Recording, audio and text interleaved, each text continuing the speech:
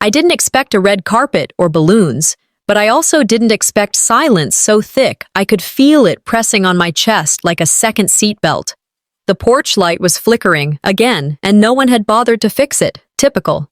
I opened the door and stepped into the dining room, where the warmth of roasted chicken and cornbread battled the chill I carried in from outside. My boots left faint, wet prints on the hardwood. No one turned to greet me. "Evening," I said, my voice low but steady. Vale looked up from her napkin. "Oh, you made it."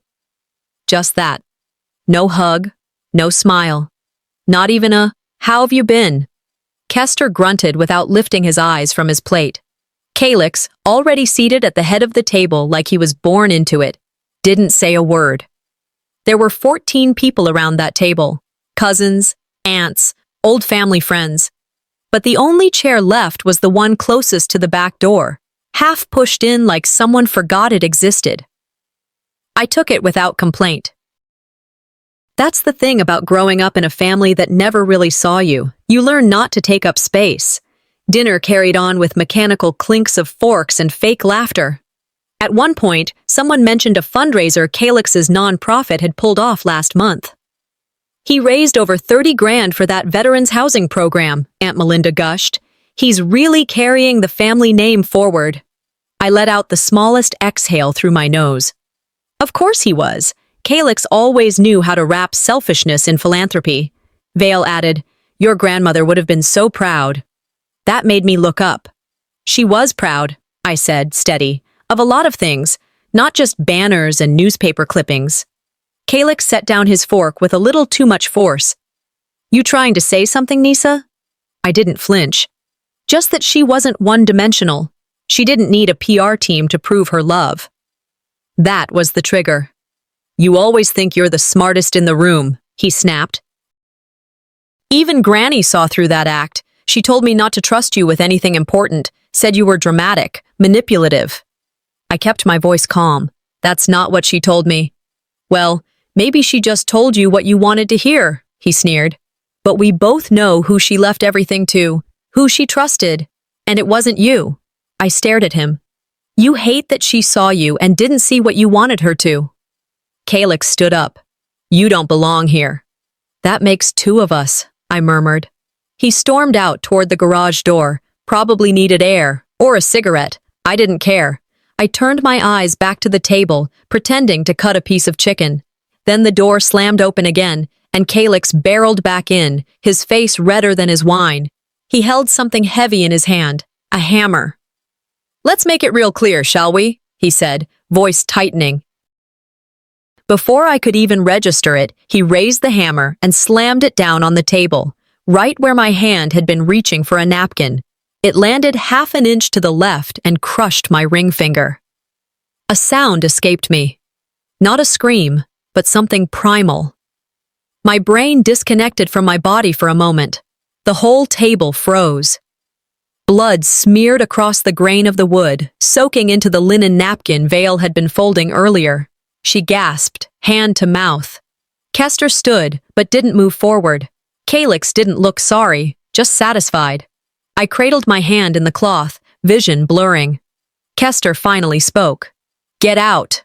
I blinked. "What?" "You heard me. Leave. You've ruined enough for one night." Vale opened her mouth, but said nothing. I stood, lightheaded but upright. My coat was still by the back door. I grabbed it with my good hand, wrapped the towel tighter, and walked out. The air hit me like a slap, cold and metallic. I drove without thinking, ending up near my old high school. There was a vacant parking lot behind the gym. I killed the engine and sat there, cradling my throbbing hand, too stunned to cry. It was nearly 2 in the morning when I finally leaned the seat back. I didn't sleep, just stared at the ceiling of my car, watching the condensation cloud and disappear on the windshield. I thought about calling the police. I thought about calling Odalus. But more than anything, I thought about what this meant. That was the moment. The exact second I knew I wasn't family. I was furniture. Broken furniture no one cared to fix. My hand pulsed, every throb a fresh reminder. But it wasn't just the pain, it was the insult. The erasure. It's not what they did, it's what they didn't stop. Oprah had said that once in an interview I'd half-watched years ago. Now it echoed like prophecy. They didn't stop him. They didn't care to. But if they thought that hammer would silence me, they clearly never paid attention to how I rebuild. I didn't sleep. The heater in my car hadn't worked right in months, and my bandaged hand throbbed like it was pulsing in sync with every regret I'd ever buried. By dawn, the condensation on the windows had frozen over. I wiped a small patch clear with my elbow, watching the world slowly shift from blue to gold. That morning light had always reminded me of my grandmother's kitchen, back when her hands were still steady enough to slice pears into her oatmeal. I looked down at my hand, the towel crusted with dried blood. My ring finger was swollen, red, almost black at the joint. I'd wrapped it using tissue and a strip of gauze from a gas station a few blocks away. It wasn't enough, but it would have to be. "You can't keep driving around like this," I whispered to myself. But going home wasn't an option. Not after what happened. Not after the hammer. I tried to recall every word from the night before, every expression on their faces when Calix raised that hammer. How Kester barely blinked. How Vale didn't even reach for me until it was already too late. What echoed louder than the blow itself was their laughter afterward. I'd always believed that family might falter, but they'd never laugh while you bled. That belief ended last night. It came back to me in pieces. Kester shaking his head, scoffing like I'd spilled wine instead of blood. "You always ask for this. Stir the pot, then cry when it boils." Vale's nervous giggle behind her napkin. "At least now you'll stop pointing fingers at your brother." Then her eyes flicked toward Calix, like she was afraid he'd aim at her next. I didn't cry. Not then. Not when the words hit harder than the hammer. But in the stillness of that cold car, I felt the burn finally rise. They didn't laugh because it was funny. They laughed because they were uncomfortable. And they needed to regain control. Humor, as twisted as it was, became their weapon. I remembered something Grandma once told me during one of her sharper moments years ago. Sometimes, silence is the loudest betrayal. That silence wasn't just absence, it was consent. Later that week, a neighbor texted me about a memorial being held at St. Luke's. Something small, just close friends and family, they said. No invitation, no call, no message from Vale. Still, I went. I didn't dress to impress. Black turtleneck, dark jeans, coat zipped high. I sat in the back pew with my injured hand tucked under a scarf. The sanctuary smelled like lemon oil and incense. People milled about quietly, sharing memories they never made time for when she was alive. When I looked toward the front, I froze. No photo, no frame, no candles or slideshow, just a folded piece of linen and a vase of hydrangeas, her least favorite flower. I scanned the room. Vale stood near the pulpit, speaking with a cousin. Her smile was effortless. I approached her slowly, like approaching a wild animal. "Where's the photo?" I asked. Vale didn't flinch. She barely looked at me. "We decided not to make this about the past," she said, brushing a non-existent thread off her dress. I could feel heat crawling up my neck. "It's a memorial. The past is the point." "She wouldn't have wanted a scene," Vale murmured, turning back to her conversation. I stood there for a moment, absorbing that final slap. It wasn't an oversight. It was deliberate. They weren't mourning her. They were rewriting her. I walked out before the service ended. I couldn't bear to watch strangers speak her name like they hadn't been complicit in her loneliness, her dismissal, her erasure. Outside, the wind bit at my cheeks. I pulled my coat tighter and walked down the gravel path, passing headstones with more dignity than the people still breathing inside that church. That night, I opened a journal I'd kept since I was 14. Flipping to the back, I wrote, "If love doesn't speak up when you're bleeding, was it ever love at all?" It wasn't melodrama. It was math. Their silence, divided by my presence, always equaled shame. But they forgot one thing. Grandma left more than memories behind. She left proof. I was sitting on the floor of my apartment, legs crossed, laptop open, a half-empty mug of cold tea beside me. My hand still throbbed beneath the bandages, but that wasn't what hurt most anymore. It was the kind of ache that sat behind your sternum, the kind you couldn't tape up or numb with Advil. The memorial with no photo still played in my head like a looped video I never asked to watch. That blank altar, that smug shrug from Vale. I had come looking for closure and left with confirmation. I was never part of their script. And that made me wonder, what if Grandma never meant the things she said to me? What if I was just another character they edited out once the credits rolled? I opened an old email folder titled Grams. Inside were voice memos, recipes, forwarded articles about women in finance, and one message I hadn't noticed before, tucked into a thread from 6 months before she passed. Subject: Making it official. In the body of the email, she wrote, "Bellamy promised she'd do right by you if anything ever happened. I've asked her to keep everything straight." I stared at that sentence for a long time, rereading the word promised like it had teeth. Bellamy. I hadn't seen her since the day of the reading, when she gave me that half-hug with one arm still gripping her handbag, as if even physical contact had to be measured. She'd always been the family accountant, the one with the file folders and manicured calm. The next morning, I drove out to speak with Mrs. Ashford, her former neighbor, a retired teacher who used to give out caramel apples at Halloween. Her cottage sat behind a fence swallowed by ivy, wind chimes clinking softly in the breeze.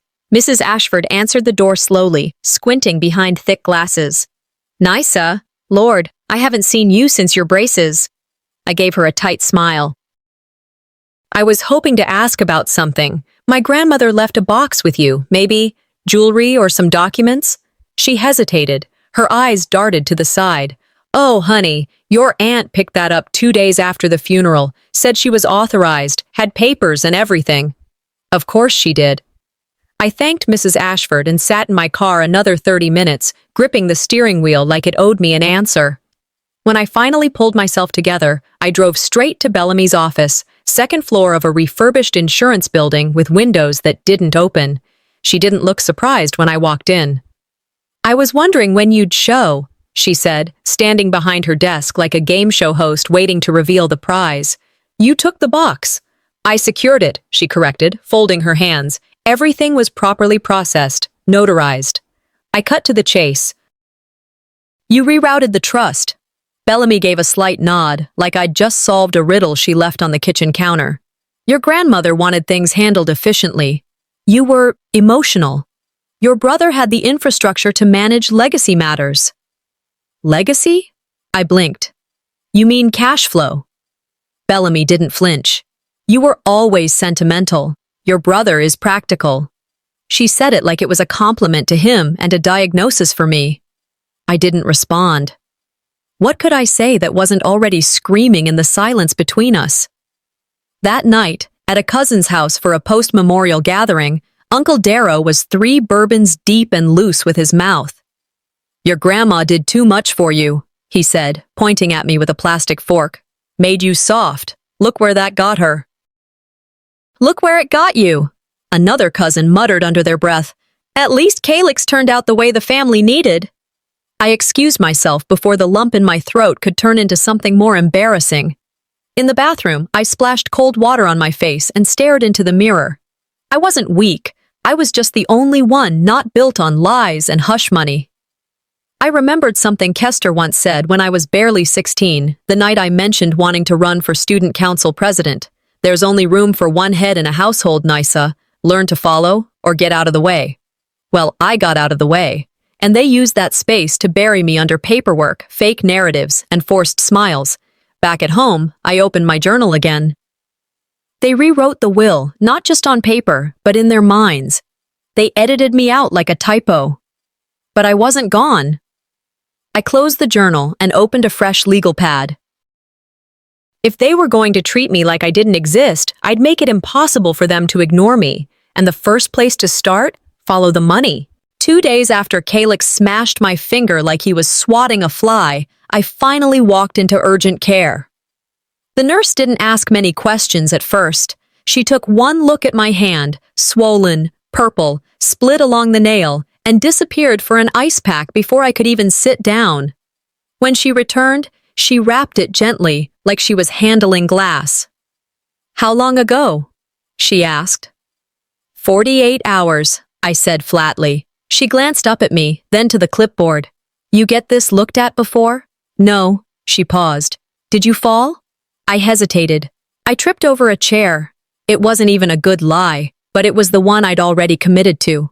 The nurse pressed her lips together, nodded like she understood, and gently said, Sweetheart, if someone did this to you once, what's stopping them from doing it again? I didn't answer. I couldn't. Because it wasn't fear of him that kept me quiet. It was fear of what it meant to say it out loud. Putting it in writing, making it part of the record, meant accepting just how far things had gone. Once it was real, it couldn't be ignored. The X-rays confirmed what I already knew. Fractured finger, deep bruising, possible ligament damage. They gave me a brace, painkillers I wouldn't take, and a printout that recommended following up with law enforcement. I folded it in half and shoved it in my coat pocket. I walked out of that clinic with nothing but a dull, pulsing rage and an envelope of radiographs. No one was going to file this report for me, and for now, I wasn't ready to. But if they were going to keep rewriting my role in this family, I was going to leave behind a trail they couldn't erase. So I started writing. Everything. What was said, who said it, what time. I took screenshots, saved voicemails, recorded meetings on my phone under fake contact names. If they were going to pretend I was the problem, I'd make sure history had footnotes. That night, I ended up parked behind an old gas station on Highway 6. The building was boarded up, its red and white signage faded to beige. I hadn't meant to drive there. It was the kind of place you only remember when the world forgets you. My stomach growled. I found a half-eaten sleeve of crackers in my glove compartment and crunched them slowly, each bite gritty and dry. The heater in the car groaned once and died. I pulled my coat tighter, turned the radio to static, and tried to imagine what it would feel like to not be this tired. Then there was a knock on the window. A woman stood there, bundled in 2 coats and a scarf that looked handmade. Her face was weathered, hair matted beneath a faded beanie. "Got any aspirin?" she asked through the glass. I rolled the window down an inch, reached into my console, and handed her the last tablet I had. She looked at my hand, still bandaged, still raw. "Don't let people break your hands," she said. "That's where your power lives." Then she shuffled back into the shadows like a ghost returning to fog. I sat there for a while after that, repeating her words in my head like a prayer I didn't know I needed. By morning, I had made my way to the public library near the courthouse. The woman at the front desk didn't ask questions when I signed in for a guest computer. The Wi-Fi was slow, but it worked. I started digging. Power of attorney law in Louisiana, inheritance disputes, civil liability for unauthorized financial transfers. I didn't have a plan yet, but I had questions. And when people like me start asking the right questions, people like Calix start sweating. I built a budget. I wrote down every asset Grandma had ever mentioned, every policy she had ever whispered about during Sunday calls. I wasn't just surviving anymore, I was strategizing. My hand still ached, but the pain had found a purpose. They thought they'd written me out of the story. But if they weren't going to believe what they saw, then I'd make them choke on what they missed. There's something both terrifying and liberating about chasing paper trails. Terrifying because you never know what you'll uncover. Liberating because once you see it in ink, it's real, and real things can be fought. That afternoon, I found myself back at the library. The same place I'd used to research civil codes and probate law now became my war room. I set up in the corner farthest from the circulation desk, plugged in my old laptop, and opened every browser tab I could think of. Insurance policies, property deeds, foundation filings, anything Grandma ever hinted at. Most of it led nowhere. But then I found it, buried in the Louisiana State Grant Commission's archives. A community revitalization grant awarded 2 years prior to an organization I'd never heard of. But there, in the sponsor section, was my full legal name, not Calix's, mine. It stopped me cold. I clicked into the PDF summary. It detailed how co-founders Calix Montgomery and Nisa Montgomery had proposed the initiative, naming me as the guarantor for a $50,000 disbursement. I had never seen this form in my life. My jaw clenched. I printed the file, hands trembling just enough that I had to press the pages flat once they landed in the printer tray. He didn't just steal my name, he built a public lie with it. I didn't storm over to their house. I didn't scream. Instead, I sent an email to the foundation listed on the grant, using an alias address. I asked for clarification on the documentation used to verify my identity. Their reply came within hours.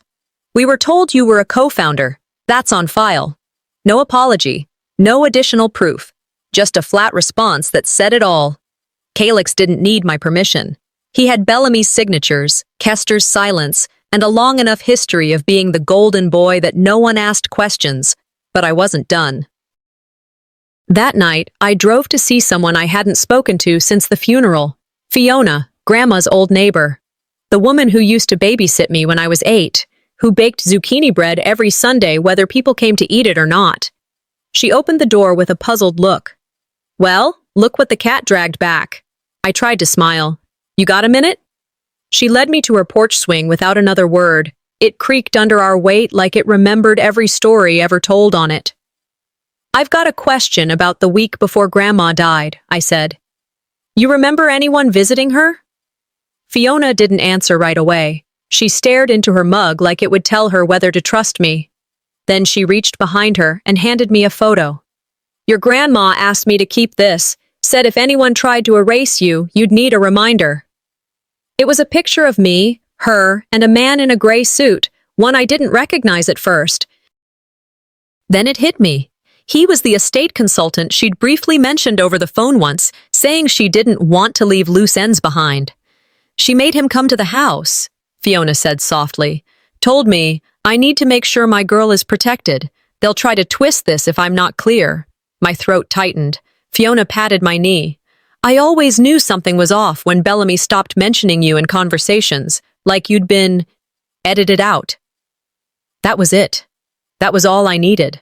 I wasn't imagining it. I wasn't paranoid. I had been carved out of my own family's narrative, and now I was holding the first brick to rebuild it. When I got back to the library, I opened a new folder on my desktop and labeled it Counterfile.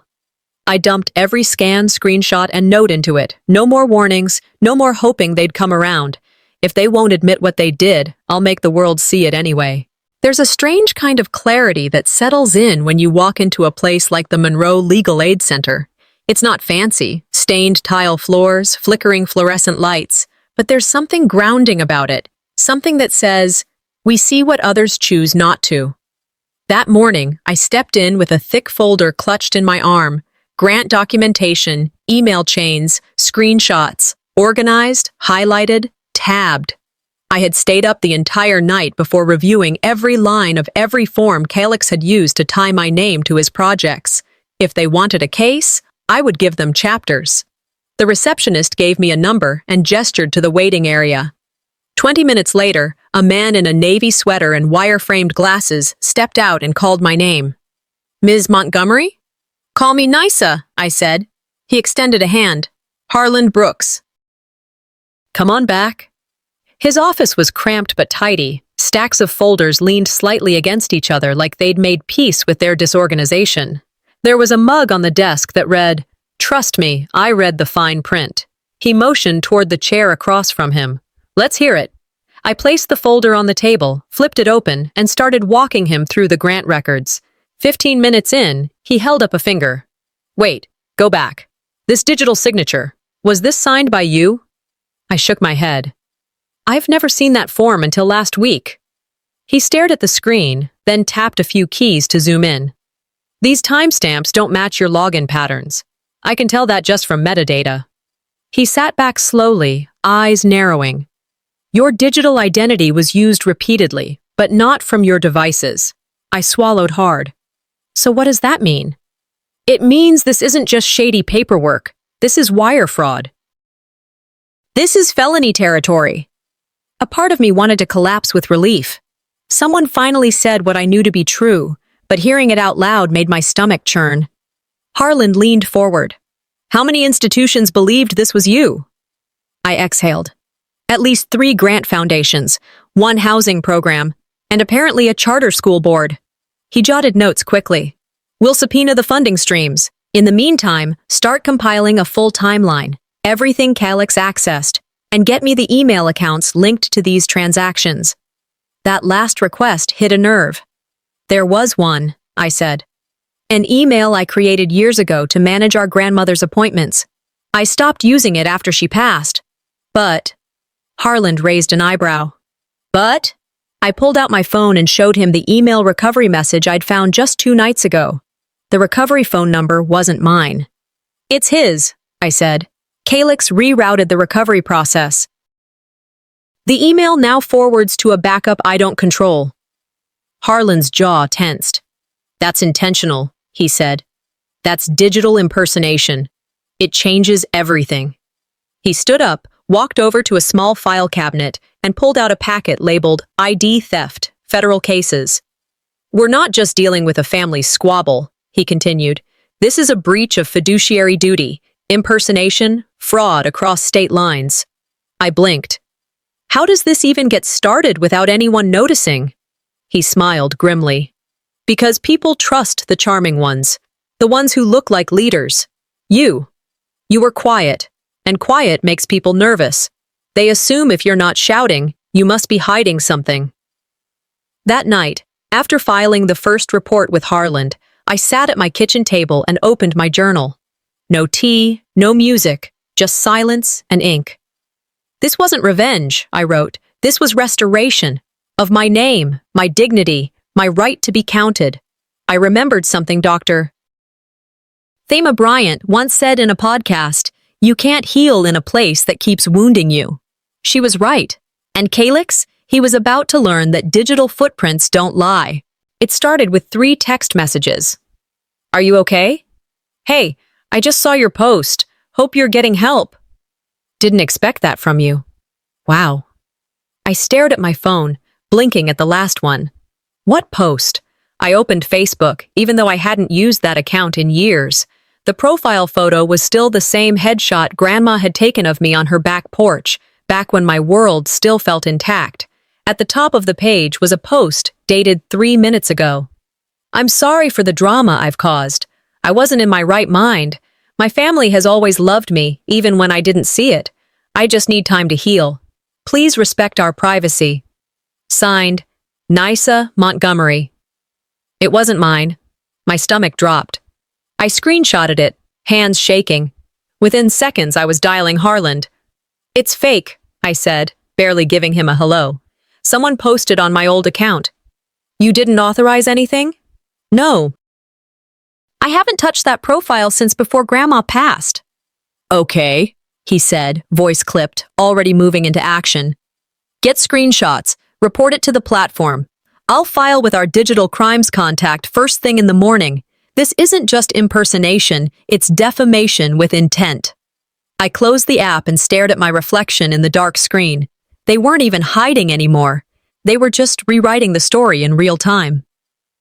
2 days later, I met Odalis at a cafe halfway between our places. She'd texted me hesitantly after seeing the post. I didn't believe it, she said the moment I sat down. But people are talking. I braced myself. What are they saying? That you did it to yourself, she whispered. That you broke your own finger to frame Calix. I blinked. Odalis continued. One of the reporters from the local outlet even asked me if you'd ever shown signs of instability, like mental breakdowns. My chest tightened. And where's that coming from? She hesitated. My mother? She nodded slowly. She didn't outright say it, but she told someone, Nysa's always been a little dramatic. You know how she can be. That landed harder than anything Calix ever did with a hammer. Odalis reached across the table, but I pulled back. Not because I didn't need comfort, but because the numbness was so loud, I couldn't hear myself think. I'm not doing this again, I said softly. Not with them. Later that night, I opened my laptop. My inbox had 5 more messages from people I hadn't spoken to in years, people trying to check in after seeing the post. I didn't reply to any of them. Instead, I drafted a private post. I didn't publish it. Just scheduled it for the day Harland gave me the green light to speak freely, legally. It didn't refute the lies. It didn't even name names. It simply read, you don't drown by falling in water, you drown by staying there. They wanted me to panic, to defend myself so loudly that I'd drown out the truth with desperation. But I wasn't playing their game, not this time. They thought that post would shame me. All it did was fuel my next move. I didn't come to eat, I came for the reckoning. The invitation never arrived, because of course it didn't. But the dinner had been whispered about through enough family threads and secondhand posts for me to know the time and place.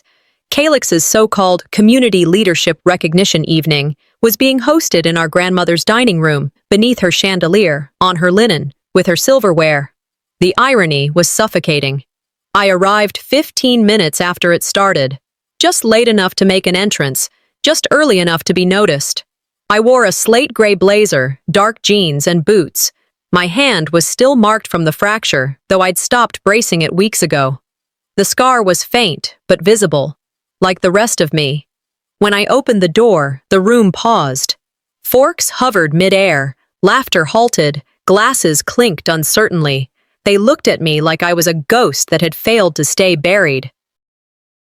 Calix, at the head of the table, smirked like he'd just tasted something sour. Bellamy sat to his left, wineglass in hand, lips drawn into a polished smile. "We didn't expect you tonight, sweetheart," she said smoothly. I walked toward the only empty chair, far end, no nameplate. "That's clear," I replied, placing a slim file folder next to my plate. "But I have something to contribute, even if it's not on your script." Vale glanced toward Kester, who hadn't moved, his expression stiffer than the starch in his shirt. No one told me to leave. I sat quietly while the meal continued. Roast beef, asparagus, some sort of lemon-glazed tart. No one addressed me again. They whispered, glanced, clinked glasses. They expected I'd crack, lash out, make a scene. They didn't know me anymore. Midway through dessert, I stood, cleared my throat, calm, controlled. "I won't keep you long." I reached into the folder and pulled out 9 envelopes, one for each board member seated. Slid them across the table with slow precision. Eyes followed the movement like they were tracking a predator.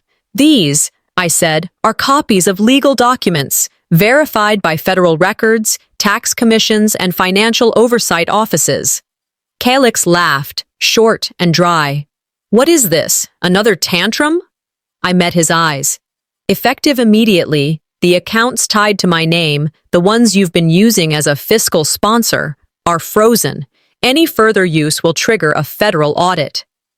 He stood up so fast his chair scraped wood.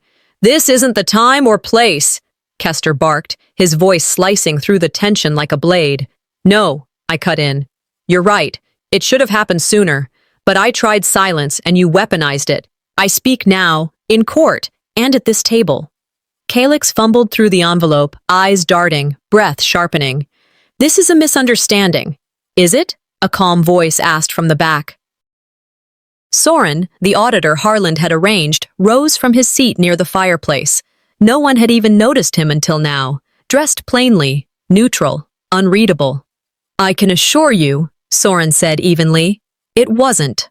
A gasp, then whispers. Bellamy's lips parted, but no sound came out. Vale stood and excused herself, barely steady on her heels. I turned to go, didn't wait for rebuttals or speeches. There was no debate to hold. As I reached the door, I glanced once at the chandelier above the table, the same one Grandma had polished every Easter, every Christmas, every birthday dinner I was never really invited to. They thought dinner was the celebration. It became the reckoning. The next morning, my phone lit up before the sun did. Buzz, buzz, buzz. It wasn't the usual 5 a.m. spam or newsletters I forgot to unsubscribe from. These were real people, real names. Some I hadn't heard from since college, others I'd barely nodded to at past holiday dinners. Subject lines said it all. "Are you okay?" "Just saw the news." "This isn't true, right?" I hadn't even opened my eyes fully, but I knew something had cracked wide open. Harlan called before I could finish my first cup of coffee. "It's public," he said. "The funding freeze is officially on record. We filed everything last night. It moved fast." "And the board?" I asked. "They know. We've already gotten 2 callbacks from grant officers requesting confirmation. Calix's name is radioactive now." I sat at the edge of my bed, feet not touching the floor, the mug warm in my hand. I wasn't smiling. I wasn't gloating. I was still. Later that afternoon, a friend forwarded me a link. A clip of Calix leaving the courthouse, looking smaller than I'd ever seen him. The suit was the same one he wore at the dinner, but the arrogance was gone. The video showed him brushing off questions. Reporters hounded him about misused funds, unreported grants. He muttered something about clerical error before stepping into a black SUV.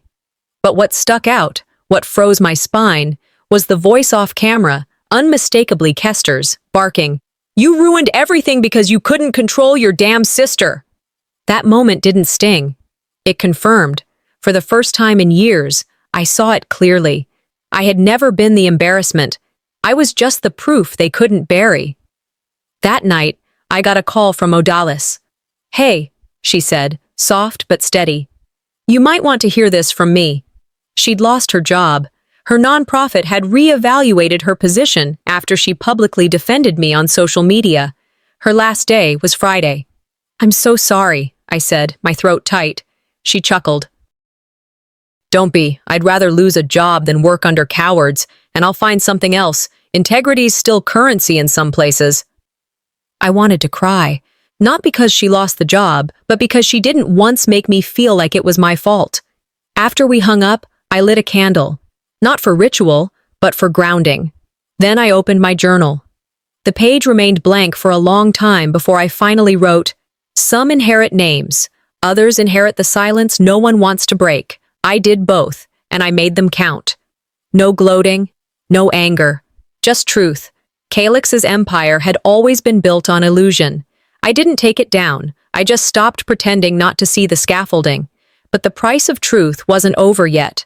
I still had one door left to close. The house smelled like lemon oil and denial. I hadn't planned to return, but there was one last thing I needed to retrieve, a carved wooden box my grandmother had told me to keep safe. "When the noise gets too loud," she said. She'd hidden it in the back of my childhood closet, behind a faded box of trophies no one ever looked at anymore. When I walked in, no one greeted me. I didn't expect them to. The hallway was quiet, except for the soft clicking of Vale's heels against the tile as she passed by. She glanced at me but didn't stop. I paused at the gallery wall. Family accomplishments hung in matching frames, like a curated timeline of everything they believed was worth remembering. Calix's college football MVP plaque, Bellamy's Businesswoman of the Year, a photo of Kester in uniform, even a copy of Vale's church volunteer certificate framed like it had won a Pulitzer. But not one picture of me, not even from childhood. Not even a participation ribbon, I muttered. I reached out and let my fingers brush one of the frames, the one that used to hold a photo of me winning the regional essay contest in 10th grade. It had been replaced with a commemorative plaque of Calix's leadership in some local youth project. "Guess your name didn't age well in this house," I said quietly to myself. Vale's voice, soft and bitter, floated in from behind me. "No one likes a spotlight stealer." I turned, stared at her for a moment, and didn't respond. There was nothing left to say. Her expression was unreadable, somewhere between regret and rehearsed indifference. I walked into my old room, still painted the soft blue I'd chosen at 13. It hadn't been touched much since I left, except the bed was stripped bare and the desk had been repurposed to store extra linens. I dug into the back of the closet and found the box, still wrapped in the green cloth Grandma used for storing keepsakes. No one stopped me as I walked back out. At home, I opened my laptop and found the latest email from Harland. The subject line was clinical. Assault follow-up. The content wasn't surprising anymore, just disappointing. "Miss Montgomery, per our inquiry to the sheriff's office, due to the absence of video evidence and no formal report filed within 30 days of the incident, they are unable to proceed with charges at this time." I read it twice. It stung, not because I'd expected them to arrest Calix, but because it was yet another door closed by people who never truly opened one. "It didn't hurt as much as the hammer," I whispered aloud, but it landed deeper. The system had failed me again, but by now I was fluent in disappointment.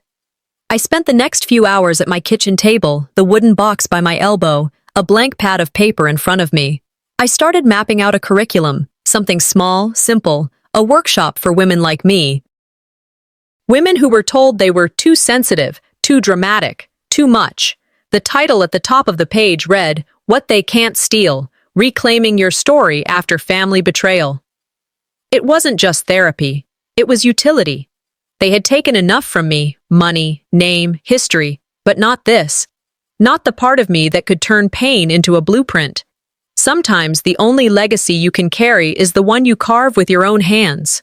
The candle on my table burned low. I closed the notebook, glanced at the box one more time, and smiled. Not because it felt good, but because it felt right. One final letter had yet to be opened, and it didn't come from a lawyer. Graduation season snuck up on me.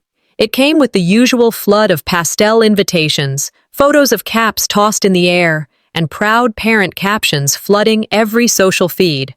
I'd ignored most of it until Odalis sent me a screenshot of a Facebook post from Vale. It was a dinner announcement hosted at a country club on the edge of town, celebrating my nephew's high school graduation. A RSVP list sat at the bottom. Names scrolled neatly in alphabetical order. Mine wasn't on it, not even a placeholder. I stared at it for a long time. I had helped pay for his tutoring, driven him to football practice when Calix had too much on his plate, and even filled out his FAFSA form when no one else bothered. But tonight, I wasn't family enough to clap. I didn't call, didn't write. Instead, I opened my laptop, clicked on a tab I had bookmarked a week earlier, and made a donation in his name to a scholarship fund for young women in STEM.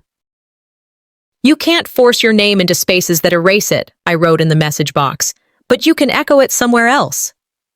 Later that afternoon, I drove to the cemetery, alone. The sky was the color of pewter, low-hanging clouds blanketing the headstones. I parked along the gravel path, walked the familiar stretch past rows of markers, and stopped where her name was carved in smooth granite. I sat on the bench beside her plot, pulled out a folded piece of paper from my coat, and began reading aloud. Not because I believed she could hear me, but because I needed to hear myself say it. "I thought I'd hate you for not stopping them," I said. "But I realized you warned me. You knew the storm was coming, and still, you told me to stand." I placed a copy of the scholarship certificate beneath the vase, weighed it down with a stone. "This is the part they'll never understand," I whispered. "That the legacy you left me had nothing to do with jewelry or land. You gave me the spine to walk out without flinching." As I turned to go, my phone buzzed. A message from Vale. Just one line. "Hope you're well. Let's catch up someday." I stared at the screen for a moment, then locked it without replying. Some silences aren't weapons. They're boundaries. Back home, I wrote a single sentence in my notebook. Some silence is protection, not punishment. The next morning, I checked my mailbox before leaving for work. Mixed in with ads and a water bill was a thick, yellowed envelope addressed in a script I hadn't seen in years. It was postmarked months ago, forwarded through 3 different locations, finally landing at my doorstep. The return address made my breath catch. It was from the nursing home where my grandmother spent her final weeks. Then the real letter arrived, addressed in a hand I hadn't seen in years. Some truths don't shout. They slip into your life the way morning light seeps through curtains, quiet, certain, and impossible to ignore. The envelope was thicker than most, slightly yellowed, edges soft like it had been handled too many times. My name was written in a script I hadn't seen in over a year, loopy and slightly tilted to the right, Grandma's hand. The return address was the care facility where she'd spent her final weeks. I sat down slowly, my fingers tracing the edge of the seal before tearing it open. Inside was a folded letter on stationery that smelled faintly of her perfume. Beneath that, another paper, thicker, official, notarized, and behind that, a check. I unfolded the letter first. "My Nisa," it began. "If you're reading this, they've already tried to silence you, but I hope you're still standing." I read every word, slowly, like each sentence was a stone laid in the foundation of something I didn't know I needed. She wrote about why she trusted me, not just loved me, but trusted me. about how she saw the storm coming and tried to build me a roof in time. You always fought for dignity, not dollars. That's why I trust you with both. The notarized document reaffirmed my name as sole beneficiary to her personal legacy items, keepsakes, family heirlooms, and a financial fund she had created quietly with a private legal advisor. The check was the first disbursement from that fund. I didn't cry. I exhaled, because this wasn't just paper. It was proof of who I was and who she saw me as, even when no one else did. I made copies of everything and mailed them, one to the family attorney, another to the estate executor, and a third to Bellamy's office. Each envelope included a single note. No response needed. Just read it in full. Then I did something I had said no to months ago. I called back the journalist who had reached out after the funding scandal and declined an interview. This time I said, I'm ready to speak, on record. Not for revenge, but for clarity. We scheduled a sit-down for the following week. The next morning, Calix texted me. Then he called, then he emailed. Let's talk, he wrote. I want to clear the air. We're still blood. I didn't reply. I blocked his number. There was no air to clear, only ash. Instead, I posted a final open letter on my personal blog, the one I hadn't touched since grad school. It read, I was never the black sheep. I was the only one not painted white. No family member responded, not publicly, not privately, but a dozen women emailed me after reading it. Strangers, daughters, professionals, survivors. That was when I knew this wasn't just personal, it was structural. 3 months later, I stood behind a podium at the launch event for the Eleanor Legacy, a foundation I'd created in my grandmother's name, focused on helping women navigate inheritance disputes, financial gaslighting, and family silence. The room wasn't full, but it was enough. And Odalis was in the front row, wearing a blue dress Grandma would have loved. I didn't need applause. I needed truth. And now, I had it. I closed the event with a line I'd scribbled on a napkin months earlier and now believed with my whole chest. I walked through the fire. They stayed behind with the matches.